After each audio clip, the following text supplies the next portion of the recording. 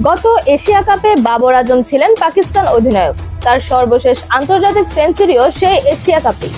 2023 সালের 30 August Asia কাপে নেপালের বিপক্ষে 151 রানের ইনিংস খেলেছিলেন বাবর। এবার গল্প ভিন্ন। টি-20 সংস্করণে এবারের এশিয়া কাপের পাকিস্তান দলে বাবরকে রাখাই হয়নি। বাবর সর্বশেষ টি-20 বিশ্বকাপেও পাকিস্তানের অধিনায়ক ছিলেন। টি-20 ক্রিকেটে পাকিস্তানের হয়ে সবচেয়ে বেশি রান বাবরের, প্রায় 40 গড়ে রান করেছেন 4223। 36টি 50-র সঙ্গে আছে 3টি সেঞ্চুরিও। তবে স্ট্রাইক রেট নিয়ে দীর্ঘদিন সমালোচনার মুখে ছিলেন তিনি।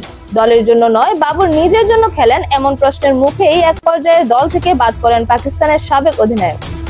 গত বছরের ডিসেম্বরে দক্ষিণ আফ্রিকার সফরের পর থেকে এই সংস্করণের দলের সুযোগ পাচ্ছে না পাকিস্তানের সাবেক এই অধিনায়ক। এরপর পাকিস্তান তাকে ছাড়াই খেলেছে 4টি টি-20 সিরিজ। এর মধ্যে জিতেছে 2টিতে, যার একটি ঘরের মাঠে বাংলাদেশের বিপক্ষে, অন্যটি সর্বশেষ ওয়েস্ট ইন্ডিজের বিপক্ষে। বাংলাদেশের মাটিতে লিটন দাসের দলের বিপক্ষে একটি সিরিজে হেরেছেও পাকিস্তান, অন্য হারটি নিউজিল্যান্ডের সঙ্গে। তবে তাকে ছাড়া এই প্রথমবার বড় টুর্নামেন্ট খেলবে পাকিস্তান। এশিয়া কাপ বলে অনেকেই ভেবেছিলেন বাবরকে স্কোয়াডে রাখতে পারে পাকিস্তান। তবে আজ ঘোষিত দলে তেমন কিছুই হয়নি। এর একটা ব্যাখ্যাও দিয়েছেন কোচ মাইক হেসন। তিনি আসলে বাবরকে আরো উন্নতি করার চ্যালেঞ্জ ছুড়ে দিয়েছেন। সংবাদ সম্মেলনে হেসন বলেছেন, বাবর প্রথম ওয়ানডেতে ভালো খেলেছিল, তবে পরের 2 ম্যাচে সুযোগ কাজে লাগাতে পারেনি। কোনো সন্দেহ নেই যে বাবরকে কিছু ক্ষেত্রে উন্নতি করার জন্য বলা হয়েছে, বিশেষ করে স্পিনের বিপক্ষে খেলার ধরন এবং স্ট্রাইক রেটের বিষয়। এগুলো নিয়ে সে খুব কঠোর পরিশ্রম করছে।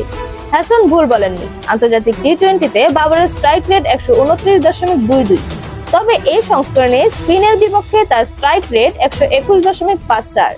পাকিস্তানের হয়ে টি-20তে এখন ওপেন করছেন সাহিবজাদা ফারহান। দারুণ ছন্দে থাকা এই ওপেনার চলতি বছরের স্বীকৃত টি-20তে মাত্র 25 ইনিংসে 77টি ছক্কা মেরেছেন।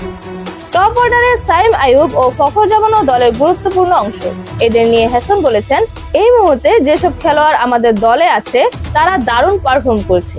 সাহিবজাদা ফারহান মাত্র 6 ম্যাচ খেলেই 3বার ম্যাচ সেরা হয়েছে। বাবরের মতো একজন খেলোয়াড়ের জন্য বিগ ব্যাশ লিগে খেলার এবং টি-20তে ওই জায়গাগুলোতে উন্নতি দেখানোর সুযোগ আছে। ও এত ভালো একজন খেলোয়াড় যে তাকে বিবেচনায় না নেওয়া খুব কঠিন। যে কোনো খেলার আপডেট সবার আগে পেতে অবশ্যই আমাদের চ্যানেলটি সাবস্ক্রাইব করে রাখুন। ধন্যবাদ। Flavours news.